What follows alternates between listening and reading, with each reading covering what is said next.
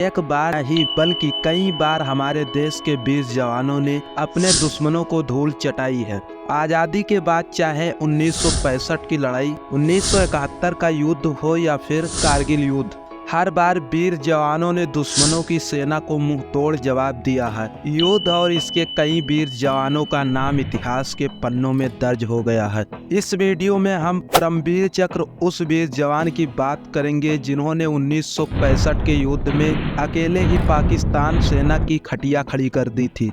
अकेले ही पाकिस्तान के 8 टैंकों को नष्ट करके लड़ाई का पूरा रुख ही बदल दिया था। आइए सबसे पहले जानते हैं कि वीर अब्दुल हमीद कौन थे। वीर अब्दुल हमीद का जन्म उत्तर प्रदेश के गाजीपुर जिले के धामूपुर गांव में 1 जुलाई 1933 में हुआ था। बचपन में ही उन्होंने भारतीय सेना का हिस्सा बनने का सपना देखना शुरू कर दिया था। इनके पिता पेशे से दर्जी थे, तो आर्मी का हिस्सा बनने से पहले वो अपने पिता की मदद करते थे। हालांकि इसमें उन्हें खास दिलचस्पी नहीं थी। उनकी दिलचस्पी लाठी चलाने, कुश्ती करने और निशानेबाजी में थी। 20 साल की उम्र में अब्दुल हमीद ने वाराणसी में भारतीय सेना की वर्दी पहनी। ट्रेनिंग के बाद उन्हें 1955 में 4 ग्रेनेडियर्स में पोस्टिंग मिली। 1962 की लड़ाई के दौरान उनको 7 माउंटेन ब्रिगेड, 4 माउंटेन डिवीजन की ओर से युद्ध के मैदान में भेजा गया।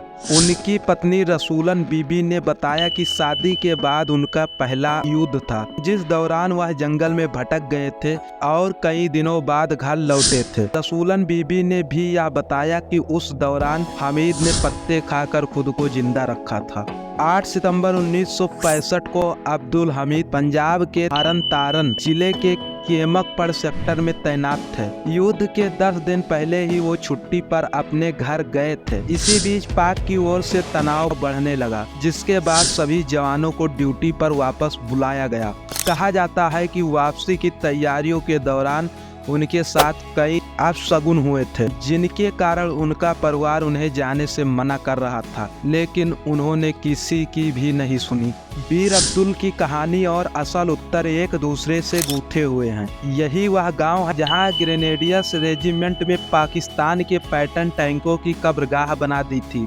अब्दुल हमीद इसी रेजिमेंट में 4th बटालियन का हिस्सा थे। 1965 युद्ध के शुरुआती दिन थे। पाकिस्तान सेना की एक आर्म डिवीजन ने जीटी रोड पर राया और बेयस कस्बे पर कब्जा करने के लिए नियत से हमला बोल दिया। मकसद था बेयस नदी पर बने पुल पर कब्जा करना, ताकि पंजाब का बड़ा हिस्सा बाकी भारत से अलग हो जाए। और शुरुआत में पाकिस्तानी फौज को कामयाबी भी मिली, मगर फिर भारतीय सेना ने ऐसा जवाब दिया कि दुश्मन के पैटर्न टैंकों को छिपने की जगह नहीं मिली। अब्दुल हमीद का नाम लिए बिना 1965 युद्ध में टैंकों की लड़ाई दास्ताना नहीं लिखी जा सकेगी। 58 साल पहले 10 सितंबर 1965 को अब्दुल हमीद ने देश पर सर्वस्व न्यौछावर कर दिया। मरणोपरांत परमवीर चक्र से सम्मानित अब्दुल हमीद को टैंक डिस्ट्रॉयर के नाम से जाना जाता है। 5 साल एंटी टैंक सेक्शन में गुजारने के बाद अब्दुल हमीद को प्रमोट कर कंपनी का क्वार्टर मास्टर बना दिया गया था। चूंकि पूरी बटालियन में 106 mm रिकाइलेस राफेल पर हमीद से बेहतर निशाना किसी का नहीं था, इसलिए उन्हें रिकाइलेस राफेल प्लाटून की कमान दे दी गई। 6-7 सितंबर के बीच पाकिस्तानी सेना के तेज एक्शन ने भारत की 4थी माउंटेन डिवीजन को संभालने का मौका नहीं दिया। बॉर्डर से 5 किलोमीटर भी केमकरण पर पाकिस्तान का कब्जा हो चुका था। यह जगह असल उत्तरायण से 7 किलोमीटर दूर है। भारत को नए डिफेंस प्लान की जरूरत थी। 4 ग्रेनेडियर्स के अलावा डिवीजन की 3 और बटालियंस एक साथ आई और असल उत्तरायण और चीमा गांव के बीच डिफेंस लाइन तैयार कर ली। असल उत्तर की लड़ाई 8 से 10 सितंबर 1965 के बीच चली। पाकिस्तान सेना ने पैटर्न टैंक M48 के साथ खेरकरन में हमला बोल दिया। दुश्मन की ओर से काफी ज्यादा सेलिंग और टैंक से फायर हो रहा था। ऐसे में हमीद रिकाइलेस गन लगी जीप लेकर पीछे चले गए। इनके बाद आर्टिलरी से भयंकर बमबारी शुरू हुई। पाकिस्तानी सेना भारत की फॉरवर्ड कंपनी पोजीशन भेदने में कामयाब हो गई। हमीद ने हथियारों की गूंज सुनी और दुश्मन के कुछ टैंकों को अपने बटालियन की ओर आते देखा।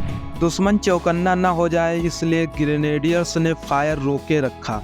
गन्ने के खेत में खबर लेते हुए हमीद ने अपने बंदूक का मुंह दुश्मन के टैंकों की तरफ कर दिया। भीतर आते ही हमीद ने अपने लोडर से गन लोड करके फायर करने को कहा। सेलिंग और टैंकों के हमले जारी थे, मगर हमीद का हौसला भी कम नहीं था। मौका पाकर अब्दुल हमीद ने कतार में आगे चल रहे दुश्मन के एक टैंक को उड़ा दिया। थोड़ी ही देर में वह दूसरे टैंक के पास थे और उन्हें भी तबाह कर दिया। अपनी रिकाइलेस गन से दुश्मन के टैंकों पर दनादन फायर झोंक रहे हमीद को उधर से आ रही गोलियों से जैसे कोई फर्क ही नहीं पड़ रहा था। एक और टैंक हमीद का शिकार बन गया।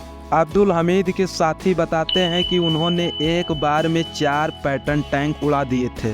दुश्मन के टैंक ऑपरेटर्स को अब तक समझ आ गया था कि उन पर हमला कहां से हो रहा था। उन्होंने हमीद की जीप पर मशीन गन और भारी विस्फोटक दागने शुरू कर दिए। हमीद तो अलग ही धुन में थे, वह लगातार फायरिंग करते रहे। पॉइंट ब्लैंक रेंज से हमीद ने पाकिस्तान के 4 पैटर्न टैंकों को तबाह कर दिया और एक को किसी लायक नहीं छोड़ा। एक पाकिस्तानी टैंक की फायरिंग लाइन में आकर वह वीर गति को प्राप्त हो गए।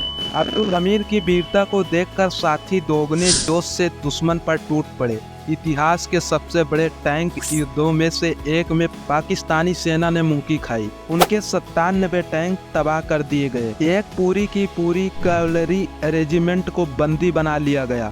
कई टैंक भी भारत के कब्जे में आ गए। युद्ध खत्म होने के बाद असल उत्तर से करीब 10 किलोमीटर दूर 55 टैंकों को प्रदर्शन के लिए रखा गया। वह जगह कुछ वक्त के लिए पत्तन नगर के नाम से जानी गई। अब्दुल हमीद को मरणोपरांत परमवीर चक्र से सम्मानित किया गया। उनकी कब्र उस जगह से 100 किलोमीटर दूर भी आई है जहां से उन्होंने पाकिस्तानी टैंकों को निशाना बनाया था। 1954 में सेना में भर्ती हुए अब्दुल हमीद ने 1962 में चीन के खिलाफ भी लड़ाई लड़ी। उनकी याद में 4 ग्रेनेडियर्स ने असल उत्तर में एक मेमोरियल बनवाया। मेमोरियल के गेट पर एक पाकिस्तानी पैटर्न टैंक खड़ा है। उन वीरों के सम्मान में उन्होंने असल उत्तर की लड़ाई में हिस्सा लिया और सर्वस्व बलिदान किया। और ऐसे अमेजिंग केस स्टडी के लिए इस वीडियो को ज़्यादा से ज़्यादा लोगों के पास शेयर कीजिए और ऐसे अमेजिंग इंफॉर्मेटिव वीडियोस के लिए लाइक, सब्सक्राइब एंड शेयर। मिलते हैं किसी और वीडियो में। जय हिंद।